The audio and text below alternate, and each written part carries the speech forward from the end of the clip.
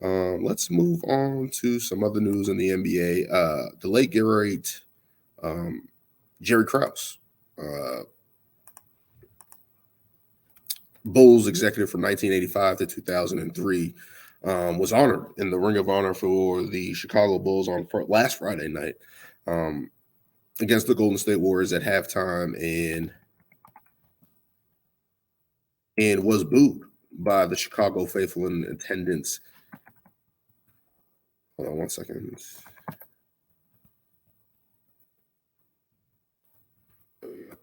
Yes, was booed by the Chicago Bulls fans in attendance there, which was very unfortunate. And over the course of his career, he was kind of like, and especially in the Last Dance, they kind of made him out to be the villain a little bit. But it was to showcase Michael Jordan and the Bulls and what they done and the players that were involved, the key players that were involved. I don't know why Carmen Electra was in there. I don't know why Justin Timberlake was in there. I guess to add some pop to it or some entertainment value. I don't know. The basketball was enough for me. But they had the main guys in there: Dennis Rodman, Steve Kerr, Horace Grant, Bill Cartwright, who was a player and then assistant coach for them, Phil Jackson, Jerry Reinsdorf, the owner of the Chicago Bulls as well, but Michael Jordan, Scottie Pippen, those guys, all the Bulls there. But they had a Ring of Honor where a lot of guys showed up.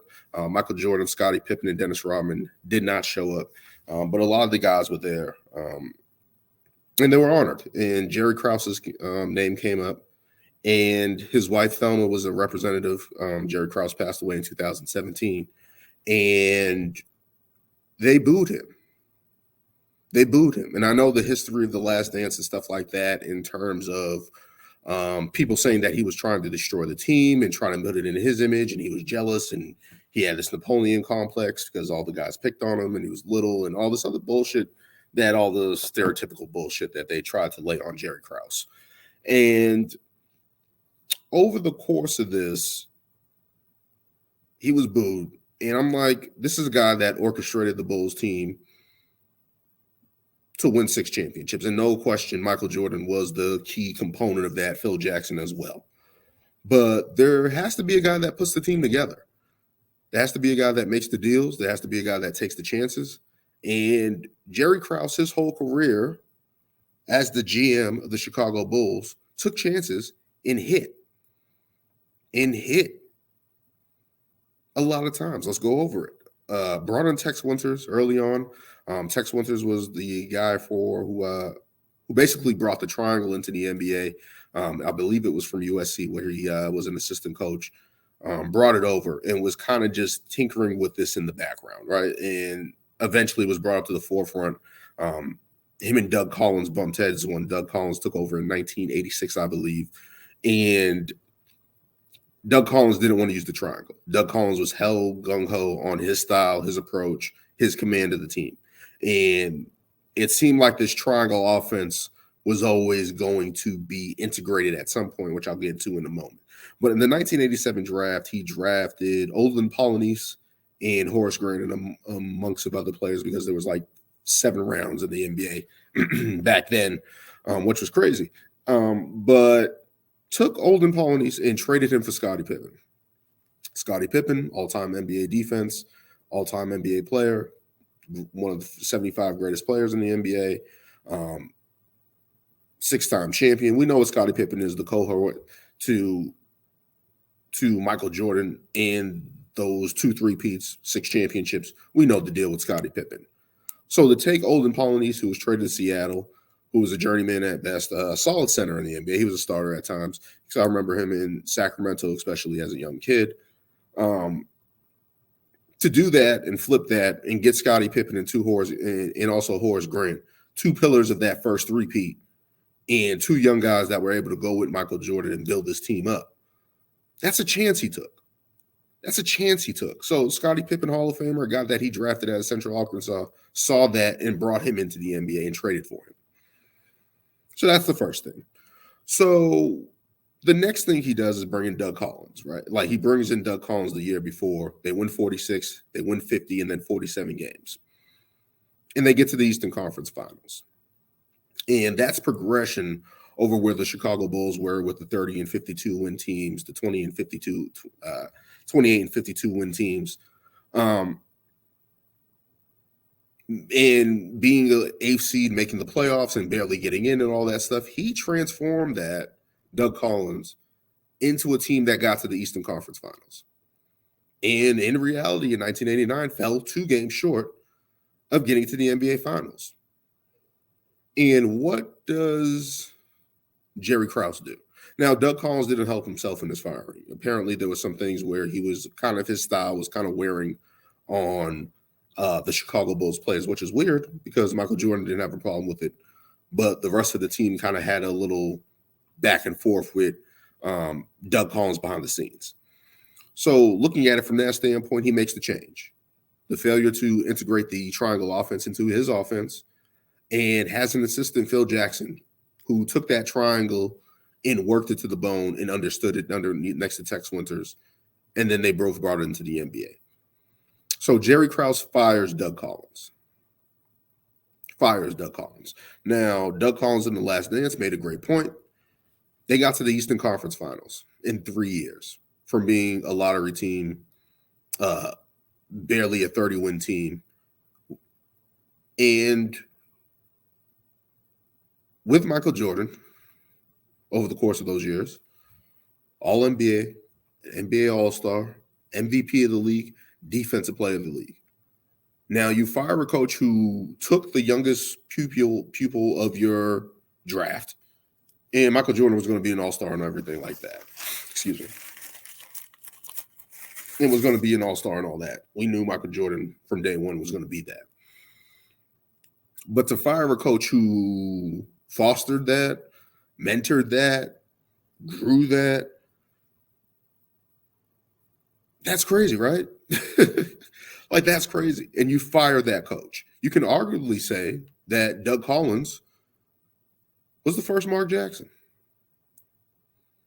A guy that got a team to the cusp of the finals, fell a little short, and didn't get a chance to get another shot at it. Now, Doug Collins will be fine. He showed up in Detroit, and they were able to turn around and get to the playoffs a couple times and stuff like that. But that style also wore out there. So that didn't help Doug Collins in that slide. Brings in Phil Jackson, a guy who was a journeyman coach in, I believe, in Puerto Rico, and bringing him in and taking the chance on him and bringing him in and all that. Phil Jackson becomes the Zen master, 10 championships, one of the greatest coaches of all time. Arguably, some people say the greatest. He does that. Jerry Krause did that. He took a chance on Phil Jackson, Tex Winters, Doug Collins, Scottie Pippen, Horace Grant. He did that. Like, he had a hand in that. We can't ignore that. And then also, the year prior, traded Charles Oakley for Bill Cartwright. Now, Bill Cartwright was just a big center starter. He was an all-star at one point. But just a defensive guy, another big that they felt like they just needed more size and big to compete with other bigs, especially Patrick Ewing, in the Eastern Conference. And they beat the Chicago Bulls 5 times. Not all the times with Bill Cartwright. I believe it was like 3 times with Bill Cartwright. But to sit there and say, hey, we need to upgrade over Charles Oakley, who Charles Oakley was a scorer at some points, but he was a bruiser, enforcer, and rebounder, but just didn't have the size to go up against the bigger centers in the East. And to make that change and take that chance, and especially Charles Oakley, who was Michael Jordan's best friend, to do that and say, hey, this is going to be best for the team. And that worked out. That led to the first 3 peats for the Chicago Bulls. The first 3 peats. Michael Jordan retires. He has Tony Kukoc. He has Scottie Pippen. And this team, they lose Horace Grant. And they were almost getting to the Eastern Conference Finals. Michael Jordan comes back. And what does Jerry Krause do? Takes a chance on Dennis Rodman. Dennis Rodman, who was at this point in time dressing weird, coloring his hair, being obnoxious, getting texts, getting thrown out, kicking cameramen, partying all the time. And obviously, as Phil Jackson said, they had to break bread. But Jerry Krause took a chance and said, hey, we need that guy because we didn't have him the year before. Michael Jordan said, hey, when they lost to Orlando Magic, we're a Horace Grant away. And yes, that was some pointing that they should still have Horace on their team. But then you upgrade over Horace and get Dennis Rodman, 2-time Defensive Player of the Year, multiple time, I believe, 7-time rebounding champion by the time his end of his career was. And they took a chance on that. That's a gamble. That's not easy. Maybe the infrastructure between Scottie and Jordan and Phil made that work.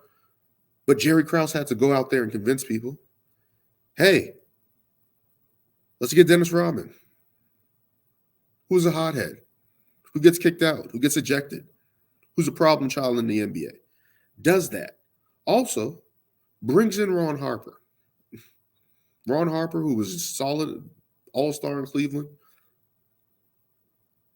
tears his ACL, goes to the Clippers, tears his ACL, and probably just thought as an afterthought out there in Clipperland.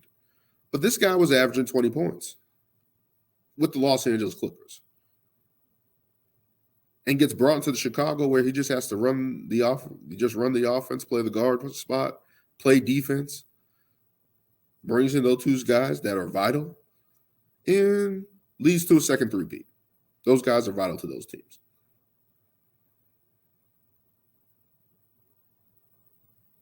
So when people look at Jerry Krause and just be like, they're booing him, and I'm like, this guy has made multiple moves where GMs would have fucked up.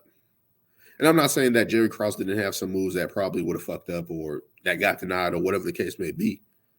But he orchestrated the Chicago Bulls, and Phil was a part of that, who he brought in. Scottie Pippen, Horace Grant, Dennis Rodman, Ron Harper, Steve Kerr, all these guys that they brought in. Brian Williams, Bryson Dele, who was vital to them later in the run. So looking at it from that standpoint of what Jerry Krause did for the Chicago Bulls, and to boo him, regardless of how you feel about him, you got to respect that. You can't boo that, man. You can't do that. That doesn't just make any sense to me. And it's just dumb from Chicago Bulls fans. Now, my last point on this, Jerry Krause doesn't sign the checks. That's the first thing I want to say. Jerry Krause did not sign the checks. He brokered the deals, but he does not sign the checks. So why does a GM all of a sudden get gung-ho on trying to tear down a championship roster who has done nothing but brought money in, who has done nothing but win? There's only one answer to that question. Jerry Reinsdorf, the owner of the Chicago Bulls, who is still the owner of the Chicago Bulls, and I believe the White Sox as well. He signs the checks. And it was reported that after the 6th championship, he tried to go to Phil and say, hey, come back for one more year. You get a chance to defend your title. But after that, we immediately have to go into a rebuild. And Phil Jackson said, no, I'm not rebuilding. So who was truly trying to rebuild the team? Not Jerry Krause. Jerry Krause is only doing what he was told. He can only do what the owner confines him to do. That's how things work in the NBA. GMs just don't go all willy-nilly and able to do what they want to do. That just doesn't happen. Sometimes they have free will in doing certain things, but when they're in those high-pressure situations to keep championship teams and et cetera, the owner is the one that pulls the plug. They don't want to pay for those guys. Michael Jordan was making $30 million. Scottie Pippen wanted a bigger contract. Dennis Rodman needed to be paid. A lot of those guys were on the last years of their deal. Phil Jackson was going to command the highest paid coaching price tag in the NBA. That's what was going to happen. And Jerry Reinsdorf sat there and said, I don't want to pay all these guys who are aging. I'll pay Phil Jackson to be the coach. That was reported. I believe it was a 3-year deal. But he doesn't want to continue to pay Michael Jordan $30 million. He doesn't want to continue to pay Scottie Pippen $18 million. He doesn't want to have to fork up money for a problem child like Dennis Rodman. So why does everybody blame Jerry Krause for that? I just don't understand that. he had to operate, and maybe there were some things butting heads and stuff like that, and he kind of knew what was up, that eventually this run was going to come to an end, and started looking for a coach in Tim Floyd. And started looking around, because at some point, that's what GMs do. They're years ahead. They're light years ahead.